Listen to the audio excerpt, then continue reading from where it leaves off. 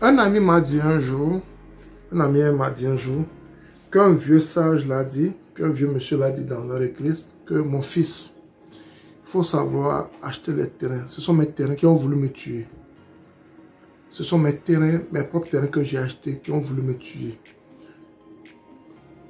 Parce qu'il a eu tellement de problèmes avec ces terrains, qu'il a fait tellement de démarches, avocats, le tribunal et autres.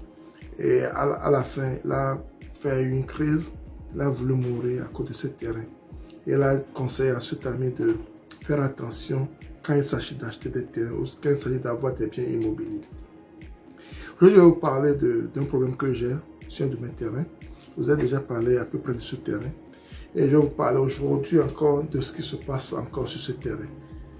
Et c'est un peu dommage, mais c'est la triste réalité pour les gens qui investissent en immobilier. Même quand tu es au Togo, il y a des gens qui sont au Togo, des gens qui sont en Afrique, qui sont à côté de leurs biens, mais ils ont des problèmes. À plus forte raison, nous qui vivons dans la diaspora, ce qu'on peut avoir comme problème. Sans plus tarder, passons au vif du sujet après le générique.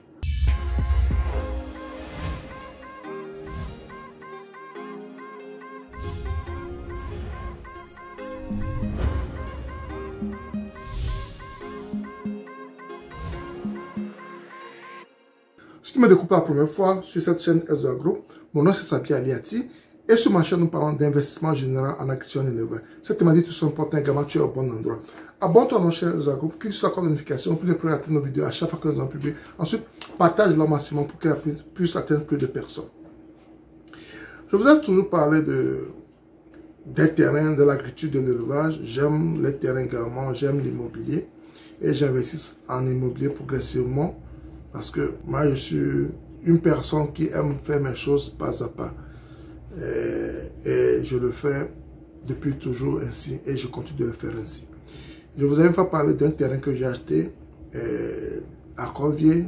Ça fait plus de 10 ans. Ce terrain a été revendu à une personne. J'avais acheté 2,5 hectares. Ça a été revendu. Une partie a été revendue. Après beaucoup de démarches, j'ai pu récupérer une partie que j'ai encore payée. J'ai payé ce que j'avais acheté une deuxième fois.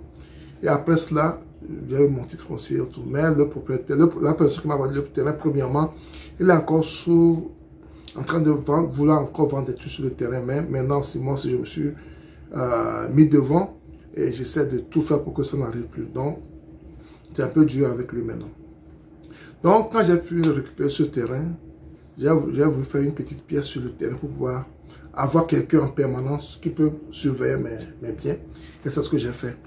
J'ai fait une pièce sur le terrain et pour le moment, personne n'habite là-bas. Nous sommes en train de chercher quelqu'un qui va habiter là-bas. Et qu'est-ce qui s'est passé? On a fait quand même une petite jarre en ciment où on mettait l'eau pour les travaux et les gens qui étaient là-bas sur le chantier utilisaient également. Et en décembre, le gérant était là-bas pour voir le champ, pour voir si tout est normal, s'il n'y a pas encore ces propriétaires venir vouloir faire des choses sur le terrain. On a été, et quel était notre constat? Le constat était que le jar qui était là-bas, ils ont mis un produit dans ce jar, dans l'eau qui existait là-bas. Ils ont mis un produit dans l'eau là. On n'a même pas voulu tester c'est quoi ils ont mis, mais c'est pour vous dire à quel point l'homme peut aller. À quel point la méchanceté de l'homme peut aller. Un terrain que moi j'ai acheté avec mon argent, que vous m'avez revendu, que j'ai encore repayé. Maintenant, je fais mes travaux sur le terrain. Il amène encore des gens pour pouvoir le vendre encore sur le même terrain. On les a chassés. On les a chassés. On est même parti chez le chef du village, les signaler qu'on ne va plus les voir. Et le chef du village aussi dit, on les attend. Ce qu'ils ont, ils avaient amené des trucs pour encore morceler le terrain. Tout ce qu'ils avaient amené, on a ramassé tout ça. On est parti remettre ça, c'est chez le chef du village. Et on dit, le chef du village les a fait appeler, si vous voulez prendre vos trucs, venez chercher ça chez moi. Et ils vont régler ça entre eux. Malgré tout cela, ils sont encore venus essayer d'empoisonner l'eau qui est notre jar qui est sur la ferme. Et ça fait vraiment mal de voir à quel point les gens peuvent aller, à quel point les gens peuvent essayer de te prendre ton bien. À quel point les gens peuvent essayer de te prendre toi ton propre bien. À quel point les gens sont méchants. À quel point les gens veulent te récupérer tes biens. Ce que j'ai acheté, ils veulent l'arracher d'une manière ou d'une autre. Et quand j'ai vu tout cela, je me suis rappelé de ce que mon ami m'avait dit, de ce que ce vieux lui avait dit. Mes propres biens vont me tuer. Quand j'étais jeune, j'avais travaillé, j'avais amassé des choses, j'ai acheté des terrains, j'ai fait ceci pour pouvoir me reposer, pour pouvoir utiliser ça quand je serai vieux, pour pouvoir utiliser ça comme source de revenus pour moi. Je peux les vendre, je peux faire ceci quand je serai vieux. Maintenant, c'est ces biens qui veulent me tuer. Parce que j'ai trop de problèmes avec ça. Et c'est dommage. C'est un peu dommage. Et je me demande qu'est-ce qu'il faut faire. Est-ce qu'il faut cesser de chercher à investir ou bien il faut continuer à investir et affronter ces méchants. Et moi, j'ai décidé de les affronter. J'ai décidé de les affronter, de faire ce que je peux. Actuellement, j'ai vendu une partie à un jeune frère qui est un officier de l'armée parce que c'est malheureusement dans notre pays, c'est la seule chose qui fait peur aux propriétaires terriens. Les officiers, les soldats. C'est la seule chose qui fait peur aux propriétaires terriens. Et c'est dommage. C'est dommage. C'est la seule chose qui fait peur aux propriétaires terriens dans notre pays. Ils n'ont pas peur de la justice. Parce qu'ils, d'une manière ou d'une autre, ils savent ce qu'il faut faire pour pouvoir sortir de là. Mais la seule chose qui les fait peur, c'est quand le terrain appartient à un officier, à un soldat, parce qu'ils savent que là, ça ne va pas. C'est la seule chose qui fait peur aux propriétaires terriens. Et moi aussi, j'ai voulu jouer de cette manière. J'ai vendu une partie de mon terrain à un ami, un frère, un officier. Et depuis que je l'ai fait, je n'entends plus parler d'eux. Je n'entends plus parler d'eux.